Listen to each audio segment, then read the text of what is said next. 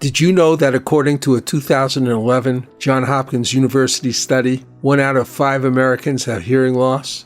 That is an astounding figure, and the condition seldom satisfactorily addressed casually or serviced adequately for customers or employees by American business. We need to treat everyone equally in business and in our personal lives, but sometimes we just don't know how. We're very happy to address this issue on the Integrated for Medic Health show with hearing loss advocate and registered nurse Teresa Barnes. Teresa, who was born with hearing loss but managed to deal with it more than adequately, both professionally and personally, has founded a business called HearCommunication. She is also the author of a book called Sound Advice, Tune Into Listening. In her interview with Dr. Rodier, she reveals both the extent of the problem and ways to reduce the discomfort of the hearing impaired personally and in business. Hugo and Teresa also discuss the drugs to avoid and supplements to consider taking to provide the opportunity for protecting and enhancing better hearing.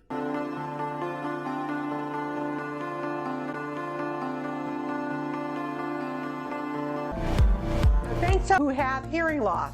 According to a Johns Hopkins study, it's 1 in 5 Americans that have hearing loss, making it 65 million Americans with this unseen, underserved, leading disability that does affect your business daily with the hearing impaired customers and your employees.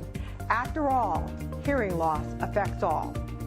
John Barnum, a BBC TV star, decided to go deaf for the day by having silicone molds injected in his ears to give him a hearing loss range between 50 to 60 decibels, which here in the United States is technically not deaf, but classified as moderate to severe hearing loss. I greatly appreciate his description of this silent, invisible health and social condition.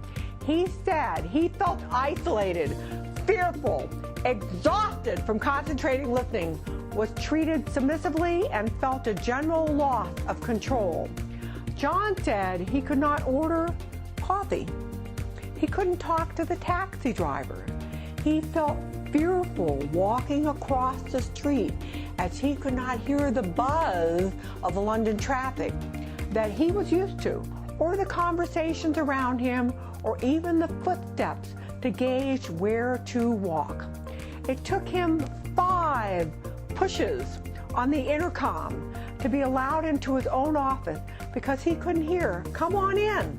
Then his office manager, Gavin, grabbed Mr. Barman's phone when he could not hear the numbers to make a return call and punched them in for him.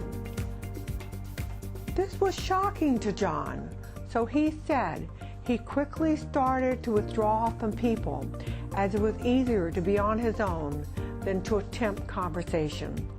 This is a little of what 65 million Americans go through daily who have hearing loss. I know because I have hearing loss in the range that John experienced. Those with hearing impairments between mild to profound hearing loss are underserved and misunderstood. Join us on the next Integrated for Medic Health show and learn about the amazing innovative work of Teresa Barnes and her business, HearCommunication.